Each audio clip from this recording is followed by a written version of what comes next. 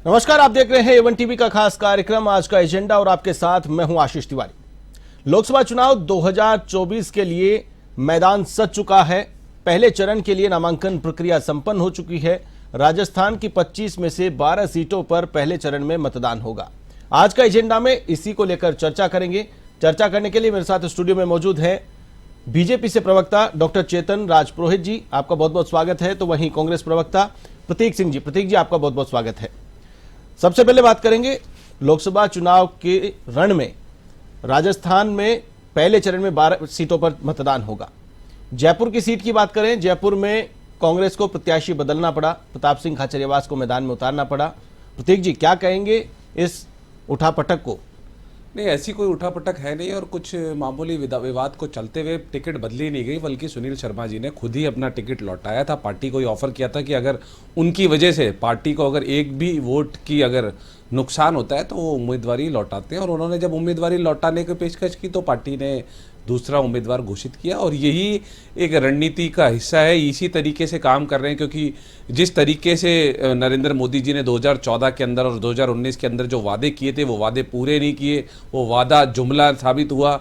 चाहे से आप 2 करोड़ रोजगार की बात कर, 2 करोड़ रोजगार प्रतिवर्ष देने की बात कर लीजिए, 35 रुपये में पेट्रोल डीजल की बात कर लीजिए, किसान की आय दुगनी करने की बात कर लीजिए, काला धन वापस लाने की बात कर लीजिए, गंगा की सफाई की, और अनेक बहुत सारे जुमले हैं जो उन्होंने 14 के अंदर और 19 के अंदर दिए थे। और ऐसे ही जुमले बीजेपी ने जब विधानसभा के चुनाव थे तब दिए थे। इन्होंने कहा था कि हरियाणा से और गुजरात से सस्ता पेट्रोल डीजल मिलने लग जाएगा सरकार बनने के साथ ही। आज लगभग 100 दिन हो चुके हैं, कुछ फर्क ज्यादा पड़ा नहीं है, 2 रुपए कम किए गए हैं। आज भी 13-14 रुपए लीटर महंगा है। उसके बाद में इन्होंने एक और वहां पर एक मुद्दा प्रमुखता से उठाया था, महिला अत्याचार का। और जब सरकार बनी है और उसके बाद 100 दिन जब बीते हैं तो महिला अत्याचार में 200-300 गुना की वृद्धि हो गई है। हर दिन अखबारों के में प्रमुखता से छपता है कि रेप, गैंग रेप, बालिकाओं के साथ में अत्याचार और बहुत सारी प्रमुखता से। तो ये किसी भी बात पर प्रमुखता से उतरे नहीं है और जनता ने इसका रिव्यू भी दे दिया। एक चुनाव हुए थे, उपचुनाव गंगानगर के, तो वहां पे इन्होंने मंत्री बनाया था, लेकिन जनता ने बोला आपने वादे पूरे नहीं किए,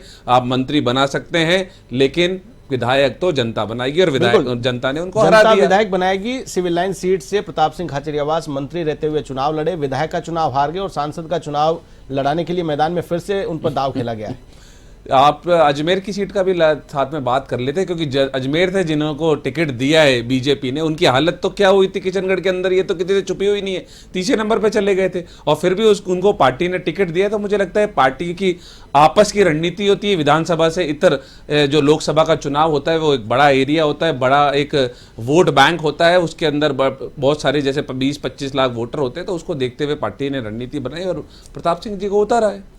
चेतन जी, जयपुर की सीट पर बात करें तो 4.5 लाख मतों से लगभग जीत का अंतर रहा था। रामचरण बोरा मौजूदा सांसद थे, उनका टिकट काटा और नए चेहरे पर दाव खेला गया है। क्या सीट निकालते हुए नजर नहीं आ रहे थे रामचरण बोरा? रामचरण जी बोरा ने बहुत अच्छा काम किया था और लोकप्रिय सांसद भी थे, जैसा आपने बताया बड़े मार्जिन के अंतर से वो जीते थे। लेकिन भारतीय जनता पार्टी एक ऐसी पार्टी है जो अपने कार्यकर्ताओं को क्या दायित्व देना है, कब देना है, किस रूप में उनकी भूमिका होगी, ये तय करता है हमारा प्रदेश संगठन और केंद्रीय नेतृत्व। इसमें कहीं ये पैरामीटर नहीं है किसी का टिकट कटना, किसी का टिकट मिलना।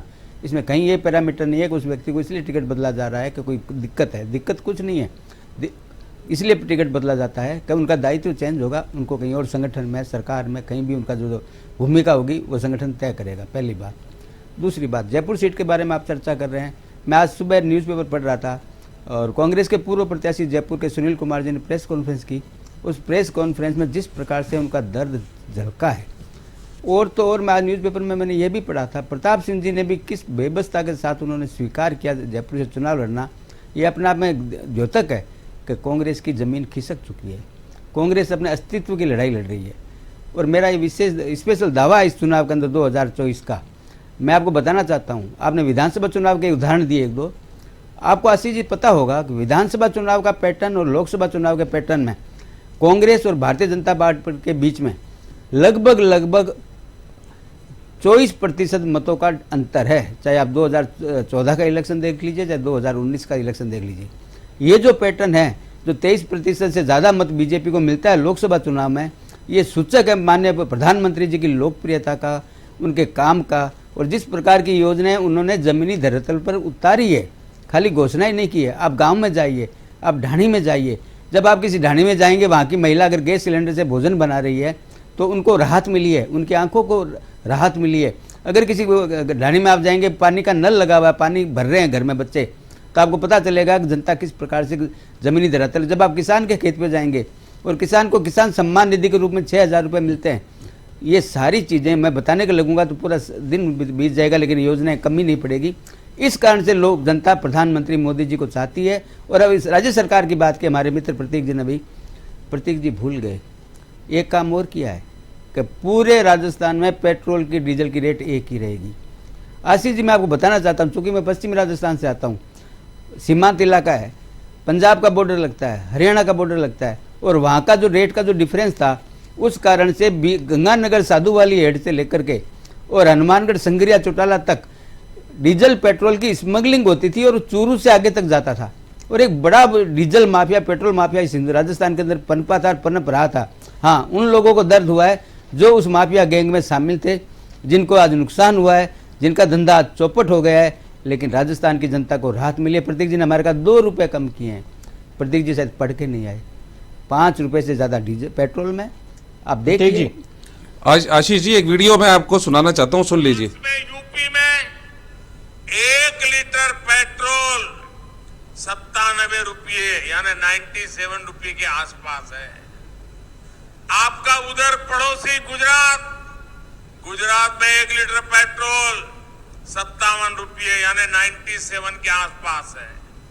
आपके ऊपर की तरफ आपका पड़ोसी हरियाणा 1 लीटर पेट्रोल 97 रुपये के आसपास। तीनों पड़ोसी 97 रुपये लीटर का पेट्रोल। और मैं आपको विश्वास दिलाता हूं, भाजपा की सरकार बनते ही पेट्रोल के दामों की तुरंत समीक्षा की जाएगी। समीक्षा देख लीजिए, समीक्षा की है, समीक्षा और क्या, वेट घटाने का जो काम समीक्षा क्या की है? सरकार भी कर सकती थी। जो बात चेतन जी ने बोली, इस बात को आपको स्वीकार करना पड़ेगा। पूरे प्रदेश में ये समस्या। आशीष जी, पहले तो 2014 में ये वादा करके आए थे कि 35 रुपए लीटर पेट्रोल देंगे, वो भी मैं आपको वीडियो दिखा दूंगा। तो 35 रुपए से कर दिए 100 के पार। उसके बाद में आकर के यहाँ चुनावों के अंदर बोलते हैं कि समीक्षा करके बराबर कर दूंगा। पूरा वीडियो शेयर कर दूंगा मैं। इन्होंने जो भाषण दिया था, 30 मिनट का भाषण है, तो बोले थे कि हमारी सरकार बनने के साथ में ही हम हरियाणा और गुजरात के बराबर पेट्रोल और डीजल के दाम कर देंगे। क्या हुआ उसका? ये अभी बता रहे थे चेतन जी कि बहुत सारी चीजें गिनाऊंगा। जो वादा किया था उस पे तो कुछ बोलिए, नोटबंदी पे तो कुछ बोलिए, जीएसटी पे तो कुछ बोलिए, 2 करोड़ रोजगार प्रतिवर्ष देने पे तो कुछ बोलिए, 35 रुपए लीटर पे तो बोलिए। और जो वादा किया था कि काला धन वापस आ जाएगा, 15 लाख सबके खाते में आ जाएंगे, उस पे तो कुछ बोलिए। गंगा की सफाई पे तो कुछ बोलिए। किसान किया है दुगनी करने का वादा, 2022 तक किया था, 2024 आ गया, किसान दिल्ली की सड़कों पर बैठा रहा, 700 किसानों की शहादत हो गई। उसके बाद भी नरेंद्र मोदी जी पूरी दुनिया घूमते रहे, किसानों से मिलने का टाइम नहीं रहा। और जब चुनाव आ गए तो बोला हमारी तपस्या में कोई कमी रह गई। उसके बाद फिर से जब किसान अभी 1 महीने पहले जब वापस दिल्ली आना चाहा उन्होंने कि आपने जो वादा किया था कि एमएसपी का कानून बनाएंगे, फिर उनके ऊपर गोलियां चलवाई गई, आंसू गैस के गोले छोड़े गए, लाठी चार्ज कराया गया। तो आप किस तरीके से किसानों, ये बोल रहे 6,000 रुपए देते हैं, मतलब लगभग 16 रुपए 17 रुपए प्रतिदिन होता है वो। और उससे ज्यादा तो टैक्स ले लेते हैं, चाहे डीजल की बात कर लें, चाहे किसानी के जो इक्विपमेंट्स आते हैं उस पर जीएसटी की बात कर लें, चाहे उर्वरा जो थी वो 50 किलो का कट्टा आता था, फिर 45 किलो का कर दिया, फिर 40 किलो का कर दिया। तो इसीलिए क्या है, इनकी बातों में अब कोई तर्क नहीं है। जनता इस बात को समझ चुकी है और जब 4 जून को नतीजे आएंगे तो पता लग जाएगा। और 10 साल हुए, 10 साल, 30 सेकंड में 10 साल हुए, ये 10 उपलब्धियां चेतन जी यहां बता जाएं जो वादे किए थे और उनको पूरा किया। बिल्कुल, ये बात आपकी मैं मान लेता हूं, सवाल का जवाब भी ले लूंगा। लेकिन आप ये देखिए कि जीएसटी, नोटबंदी, कालाधन, ये जो मुद्दे आप बता रहे हैं वो 2019 में आपने अच्छे से प्रचार किया, उन मुद्दों को लेके आप फील्ड में गए, लेकिन उसके बावजूद रिजल्ट जो निकल करके आया वो रिजल्ट आया उलट। आशीष जी, अब आपकी बात का जवाब दे देता हूं। मुद्दे 1950 से लेकर 1951 से जब इनकी जनसंघ बनी, जब से लेकर के लगातार उठाते रहे। जनता ने इनको धोया, इनको वोट नहीं दिए और कांग्रेस की सरकार बनती रही, तो इसका मतलब क्या मुद्दे गौण हो गए। 1984 के अंदर इनका 2 मेंबर ऑफ पार्लियामेंट आए थे, तो इन्होंने जो मुद्दे लगातार उठाते रहते वो क्या मुद्दे गौण हो गए क्या? जनता का वोट देना, सरकार बनना, इसका मतलब ये नहीं है कि मुद्दे गौण हो जाते हैं। क्या वादा नहीं किया गया था कि 100 दिन के अंदर काला धन आ जाएगा? 10 साल हो गए, 10 साल। 2014 के अंदर एक एसआईटी बनाई थी काला धन वापस लाने के लिए, उस एसआईटी का क्या हुआ? बोलने को भी तैयार नहीं है। सीएजी रिपोर्ट निकालती है कि 18 करोड़ रुपए प्रति किलोमीटर में सड़क बननी चाहिए थी, 250 करोड़ प्रति किलोमीटर खर्च हो गया। 7 लाख लोगों को आयुष्मान भारत के अंदर एक ही नंबर से डिस्बर्समेंट कर दिया गया। अल्पसंख्यक विभाग के अंदर 53 करोड़ रुपए का घोटाला हुआ। क्या एक भी जांच इनिशिएट भी की हो तो बता जाए, एक भी जांच? चेतन जी जवाब दीजिए। 10 उपलब्धियां मांग रहे हैं आप, पूरे चुनाव में 400 पार की बात कर रहे हैं। एक 30 सेकंड और ये गैस सिलेंडर की जो बात कर रहे थे, हमारे समय पे 450 रुपए का सिलेंडर था, उसको स्मृति ईरानी ले लेके घूमती रही थी, जिसको 1150 पार पहुंचा दिया और अब उसको 800-900 पे लेके आए। तो पहले बढ़ा दो, फिर चुनावों के समय कम कर दो, फिर आगे बढ़ा देंगे। ऐसा थोड़ी होता है। चेतन जी, हमारे प्रतीक जी मित्र ने बड़ी बातें की और करनी भी चाहिए। पार्टी के प्रवक्ता, पार्टी का पक्ष रखना इनका धर्म है, लेकिन सच्चाई रखें। सच्चाई क्या है? सच्चाई यह है कि इनके हर बात का जवाब राजस्थान की नहीं, पूरे भारत की जनता ने इनको तमाचा मार के मत नहीं दे करके दिया है। और कांग्रेस की एक बड़ी विशेषता बताता हूँ, मेरे को बड़ा दुख होता है कि बड़ी राजनीतिक पार्टी बताइए आप तो बड़ी आता हूँ बीच में बोलने की, मेरा आपको पता है प्रतीक जी आदत भी नहीं है। 10 नहीं, मैं आउट ऑफ सिलेबस आ गया क्या? 100 उपलब्धियां बता सकता हूँ। मैंने अभी शुरुआत में बताने भी चाहिए थी, लेकिन समय की सीमा होती है चूंकि किसी भी चैनल पर जब बताते हैं। लेकिन मैं एक बात जानता हूँ, कांग्रेस की सबसे बड़ी समस्या क्या है? समस्या है कांग्रेस कभी आत्मचिंतन करती ही नहीं है। जो पार्टी 400 सीटें लेकर के, बहुमत लेकर के सरकार में आने वाली पार्टी, भारत की सबसे पुरानी पार्टी, आज 40 सीटों के लिए तरस जाती है। और हनुमान बेनीवाल, जिनका कल एक वीडियो में देख रहा था, जिन्होंने इनके युवराज के बारे में कौन से शब्द इस्तेमाल किए थे, उनके साथ मजबूरी में इनको क्यों जाना पड़ रहा है? इसलिए जाना पड़ रहा है कि कांग्रेस पिछली बार धरातल खो चुकी है। क्योंकि धरातल कब खोती है कोई पार्टी? जब नेतृत्व सक्षम नहीं होता है। जब नेतृत्व सक्षम नहीं होता है तो प्रतीक जी जैसे हमारे प्रवक्ता महोदय मित्र हमारा के टीवी पे बोल सकते हैं, बोलना भी चाहिए, इनका अधिकार है। पिछली बार क्यों गए थे वो तो बताइए। लेकिन एक बात मैं निश्चित रूप से कहना चाहता हूँ। अभी मोदी जी की उपलब्धि की इन्होंने यूरिया की भी बात की थी। नैनो यूरिया किसने बनाई थी? नीम कोटेड यूरिया किसने बनाई थी? आप लोगों ने नहीं बनाई, क्योंकि सारी यूरिया कारखानों में जाती थी, कांग्रेस के नेताओं के कारखानों में। के लिए क्या किया? महिलाओं के नैनो यूरिया लेकर आए, नीम कोटेड यूरिया। किसानों को बता रहा हूँ ना, सुनने की मत रखे, सुनाइए ना, बताइए। आउट ऑफ सिलेबस थोड़ी है। प्रदीप जी आप चाहे कितना भी बीच में बोले, जनता इस न्यूज चैनल को लाइक नहीं करती है। जनता लाइक करती है, जनता लाइक करती है। तर्कों पे जवाब दीजिए, समय आने पे जवाब दीजिए। आपके बीच में मैं नहीं बोल रहा, बोलूंगा भी नहीं, चाहे आप कितना भी बोले। तो जवाब से भाग रहे हैं ना, क्योंकि मेरी आदत में नहीं है, क्योंकि दर्शकों को समझ में नहीं आता जब अपन तू मैं या चिल्लम चोट। जवाब दे दीजिए। मैं योजनाएं गिनाने लगा था ना, उन योजनाओं को गिनते गिनते रात हो जाएगी, आपको पता नहीं चलेगा। प्रधानमंत्री, और आपको सबसे बड़ा बात बताया ना मैंने शुरू में, मोदी जी जनता पसंद क्यों करती है? हमारे बीकानेर में जब हमारे कांग्रेस के मित्र जब मीटिंग लेने गए तो मोदी जी के नारे लगने लगे, तो बीजेपी ने कहा था क्या जनता मोदी के नारे लगाती है? आपकी कांग्रेस की मीटिंग में जनता मोदी के नारे लगाते, तो हम क्या करें उसमें? जनता मोदी को लाइक क्यों करती है? लाइक इसलिए करती है मोदी जी उनको राहत देते हैं, लोक कल्याणकारी योजनाएं लेके आते हैं। ये नारे लगाने की बात होगी, लेकिन जो पूछ रहे हैं कि 10 बातें बता दीजिए। अभी 10 नहीं, अभी 20 बताता हूँ।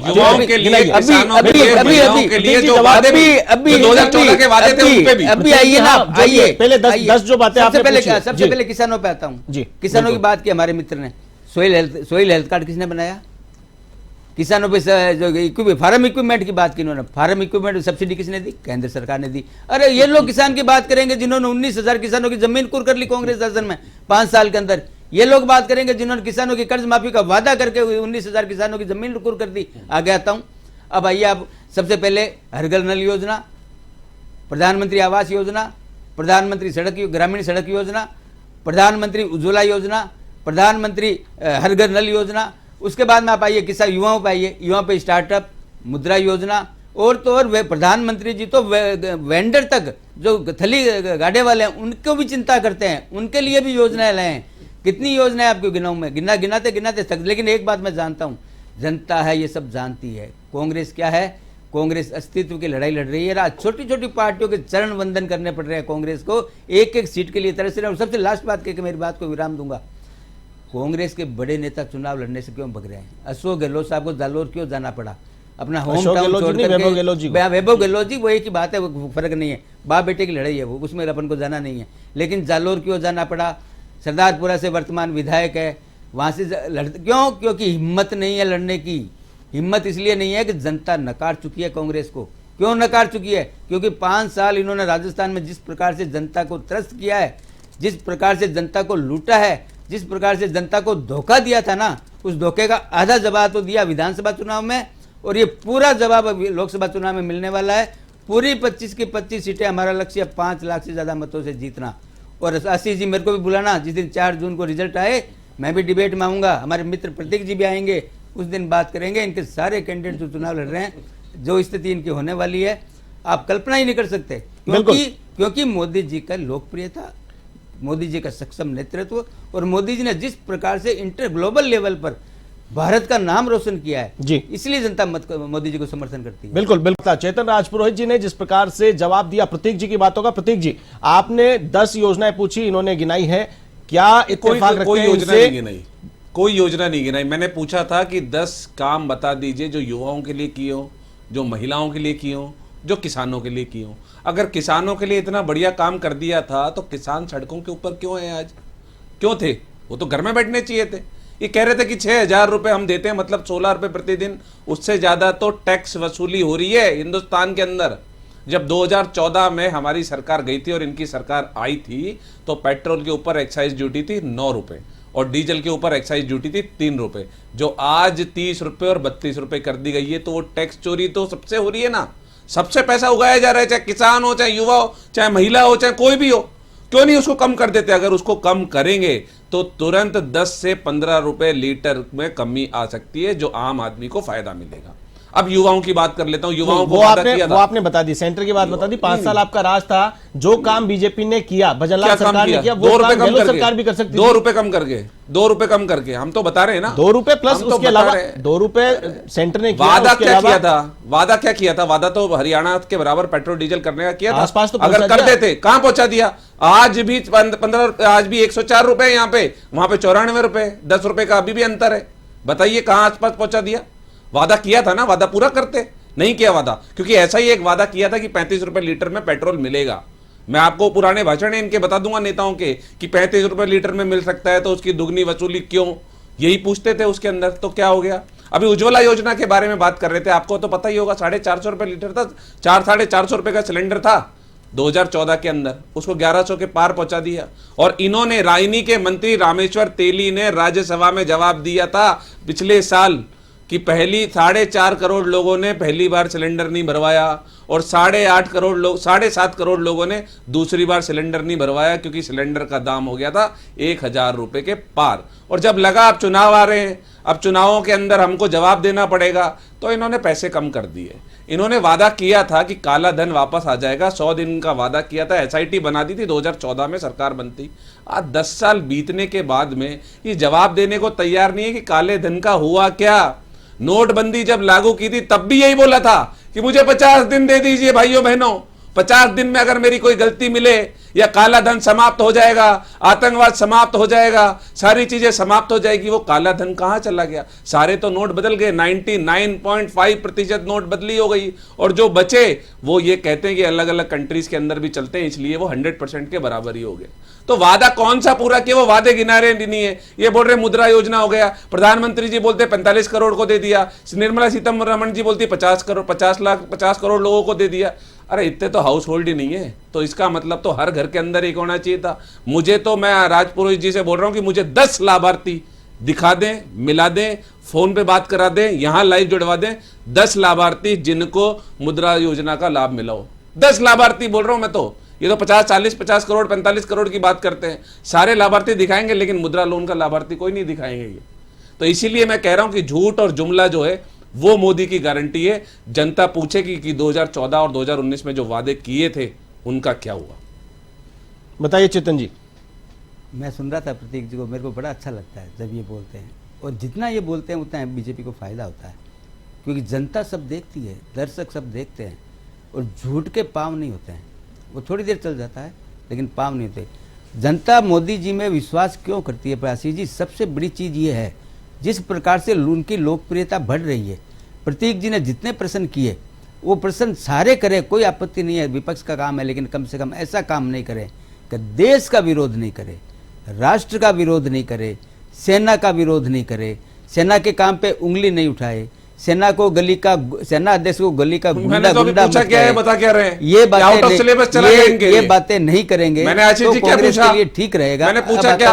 और ये बता क्या रहे हैं? अब बताऊं, यही आदत है, यही बीजेपी के प्रवक्ताओं की आदत है कि आप पूछोगे कुछ और बताएंगे कुछ। मैं नहीं बोलूंगा, मैं पूछ रहा हूँ, मैं बोलूंगा ही नहीं। रोजगार का क्या हुआ, काले धन का क्योंकि क्या आप हुआ, जितना बोलोगे मैं ले जाएंगे। मैं इनको बात करूंगा कि क्या हुआ, मैं बीच में नहीं बोलूंगा, क्यों कर दिया, तो ये ले जाएंगे विदेशों के अंदर। अरे मुद्दों पे आइए, मुद्दों से मत भटकाइए, मुद्दों पे आइए। तेज हमेशा वही बोलता है जिसके सच मुद्दों पे आइए। तो सच आशीष जी तो पूछ नहीं रहे, मैं पूछ रहा हूँ, पास मुद्दों पे आइए। क्या हुआ 2 करोड़ रोजगार का? जिसके बताइए, जवाब दीजिए। सच होगा ना, सच बताइए ना। तो क्या हुआ 2 करोड़ रोजगार का? क्या हुआ काले धन का? मैंने पहले ही कहा था कि तेज बोलने की आवश्यकता पड़ती ही नहीं है। आप आराम से बात रखिए, आपके पास कुछ है, क्योंकि आपके पास 5 साल कुछ नहीं है, 5 साल सरकार रहने के बावजूद। आशीष जी, आपको जो इनका, आप जो कह रहे थे 35 रुपए लीटर को वीडियो सुना देता हूं, युवा महिला, देखिए वीडियो में चले जाएंगे, बहुत समय लग जाएगा। समय की पार्टी मेडल दे सकती है बीच में बोलने का। आपका एक वीडियो चलाया, आपने वीडियो चलाया, हमने चलाया। पार्टी तो मेडल दे देगी कि नहीं? लेकिन 35 रुपए लीटर पेट्रोल मिल सकता है। आपके नेताओं के बहुत वीडियो मिल जाएंगे, आपके नेताओं के बहुत वीडियो मिल जाएंगे। सरकार आपने भी चलाई है, सरकार आपने भी चलाई है, आपने भी सरकार से। एक बार जवाब ले लीजिए, चेतन जी से जवाब ले लीजिए। महिला, युवा, इनके लिए क्या किया गया, किसानों के लिए क्या किया गया, ये चीज का जवाब दे दीजिए प्रतीक जी को। ले लीजिए, जवाब ले लीजिए एक बार। मैं पूछ रहा हूँ, ले लेगा सेना पे? बिल्कुल, अभी ले लेते हैं। हाँ, एक बार बोलने दीजिए, चेतन जी को बोलने दीजिए। हाँ चेतन जी बोलिए। प्रतीक जी को पार्टी तो क्या पता अवार्ड दे देगी, लेकिन प्रतीक जी जो बोल रहे हैं वो जनता इनको करारा जवाब देगी। क्योंकि वो 4 जून पे चले जाएंगे, क्योंकि झूठ को जनता बर्दाश्त नहीं करती है। इसीलिए पूछ रहा हूं, जनता, मतदाता सब बर्दाश्त कर सकता है, लेकिन झूठ बर्दाश्त। वो 4 जून को अपन बात कर लेंगे। आप इनका मुद्दा जो है उस पर जवाब दे दीजिए। हाँ बिल्कुल। मेरे को बड़ा आश्चर्य था कांग्रेस के मित्र पे। 2014 में सिलेंडर की रेट थी 1200 रुपए। नहीं बता रहे हैं, नहीं बता रहे हैं, नहीं बताएंगे। आप है ना आशीष जी आंकड़े उठा के देख लीजिए, आशीष जी आंकड़े उठा के देख लीजिए। ये चाहे कितना भी, चाहे कितना भी देश देते थे, चाहे झूठ देंगे इनका झूठ पकड़ लिया। बोलेंगे उतना फायदा। जनता सब्सिडी, आप जनता को सब्सिडी के साथ 450 रुपए में सिलेंडर मिलता था, क्योंकि इनको पता है, आपने झूठ बोल दिया, पता है, ये फिर झूठ बोल दिया। इसीलिए कांग्रेस का पतन हो रहा है। आपने झूठ बोल दिया। आपसे तो मैं एक्सपेक्ट नहीं करता था कि आप झूठ बोलेंगे। कांग्रेस का पतन होने का मूल कारण आप बता दीजिए, 450 में आपको सिलेंडर 2014 में कितने का मिलता था, आप बता दीजिए। और सच्चाई को जब तक स्वीकार नहीं करेंगे, आप बता दीजिए, आशीष जी आशीष से पूछ लीजिए, आशीष जी बता देंगे कितने में मिलता था आपको सिलेंडर 2014? कांग्रेस सरकार के अंदर मोदी जी के आने से पहले सिलेंडर कितने का था? अरे आपको कितने का मिलता था ये बताइए, बता दीजिए।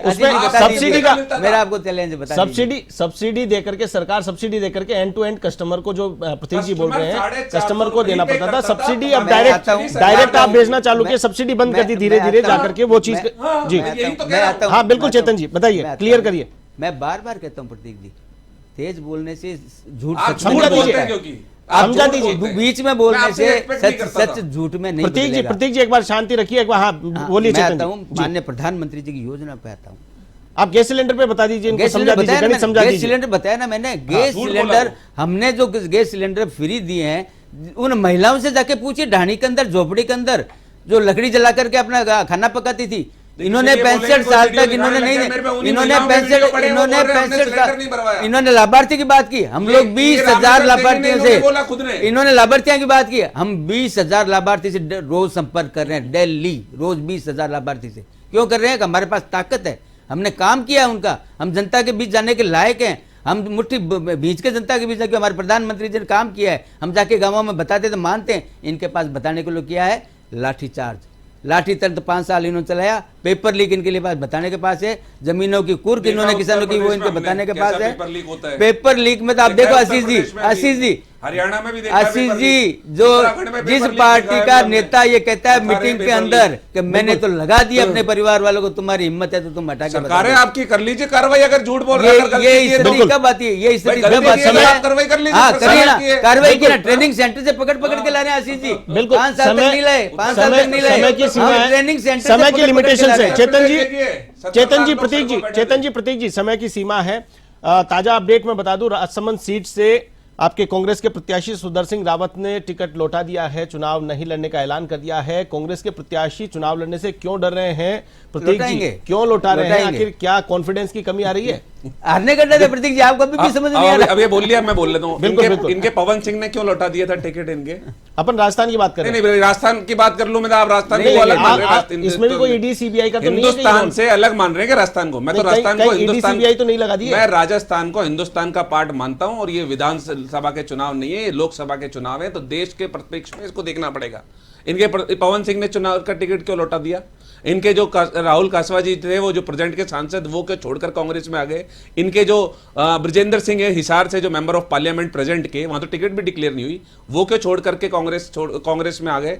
तो क्योंकि सबको पता लग चुका है कि इन्होंने वादे पूरे नहीं किए। मैंने डिबेट की शुरुआत से पूछा कि क्या हुआ 2 करोड़ रोजगार प्रतिवर्ष देने के वादे का? चेतन जी ने एक शब्द नहीं बोला। मैंने पूछा कि 100 जो काला धन लाने की बात की थी 100 दिनों के अंदर, 10 साल बीत गए, उसके ऊपर एक शब्द नहीं बोला। इन्होंने वादा किया था गंगा की सफाई कर दी जाएगी, 10 साल हो गए, आज तक गंगा की सफाई नहीं की। नमामि गंगे प्रोजेक्ट के अंदर जो पैसा दिया गया था वो पैसा खर्च नहीं हुआ, ये केंद्र सरकार ने राज्यसभा में जवाब दिया है, उसके ऊपर एक शब्द नहीं बोला। इन्होंने वादा किया था कि 2022 तक जो किसान की आय वो दुगनी हो जाएगी, उसके ऊपर एक शब्द नहीं बोला। और जो महिला अत्याचार की बात ये उठाते थे अभी विधानसभा के चुनाव में, आज हालत क्या है? हर दिन आज भी गैंग रेप हुआ है राजस्थान के अंदर, तो उसके ऊपर इनकी महिला प्रवक्ताएं कहां चली जाती है? चेतन जी क्यों नहीं है? चेतन जी इन पे बात कीजिए ना। चेतन जी समय समाप्त हो रहा है, लास्ट 1 मिनट में अपनी क्लोजिंग स्पीच दीजिए। बिल्कुल, कांग्रेस की स्थिति वर्तमान में राजस्थान के अंदर ये है, जिस प्रकार से इनके नेता टिकट लौटा रहे हैं, ये अपने आप में साबित है कि बलि का बकरा कौन बने। बड़े बड़े नेता पायलट साहब, गहलोत साहब, सीपी जोशी साहब, बड़े बड़े नेता डोटासरा जी, और मेरे को तो एक बात याद आती है उदयलाल आंजना जी की। मैं इनको टिकट मिलने से 15-20 दिन पहले मैं सुन रहा था, उन्होंने कहा था कि डोटासरा जी चुनाव लड़ेंगे, माननीय गहलोत साहब चुनाव लड़ेंगे, माननीय बड़े नेता चुनाव लड़ेंगे, तो मैं भी चुनाव लड़ूंगा। लेकिन हुआ क्या? बड़े नेता भग रहे हैं। क्यों? हार दिख रही है, हार भी नहीं दिख रही है। 25 सीटों का क्या हाल रहेगा? 25 की 25, 5 लाख से ज्यादा मतों से भारतीय जनता पार्टी 25 सीटों का क्या रहेगा? 25 की 25 कांग्रेस पार्टी जीतने जा रही है। इनके जनता के ऊपर अपना जो विश्वास है वो खो चुके हैं, और इसी का कारण है कि इनके जो प्रेजेंट के जो मेंबर ऑफ पार्लियामेंट थे राहुल कसवा, वो कांग्रेस से आके जुड़े और हमारे तो इस बात से सर्टिफिकेट मिल रहा है 25 की 25 जीत रहे हैं आप? 100%। जनता, आप जाइए, जनता आपको जवाब दे देगी। आप इस स्टूडियो से बाहर निकलेंगे, जनता से पूछेंगे, जनता याद कर रही है हमारी सरकार को। इन्होंने देखिए आपका मेडिकल फैसिलिटीज बंद कर दी, जिस तरीके से शताब्दी अन्नपूर्णा योजना थी उसकी हालत देख लीजिए क्या हुई है। हमारे साथ जुड़ने के लिए आप दोनों मेहमानों का बहुत बहुत शुक्रिया, बहुत बहुत शुक्रिया। चेतन राजपुरोहित जी, प्रतीक सिंह जी, आप दोनों मेहमानों का आज की इस चर्चा में हमारे साथ जुड़ने के लिए। आज का एजेंडा में हमने चर्चा की लोकसभा चुनाव के महासंग्राम को लेकर के। अगले एपिसोड में फिर किसी मुद्दे को लेकर फिर से हाजिर होंगे, तब तक के लिए मुझे दीजिए इजाजत, नमस्कार।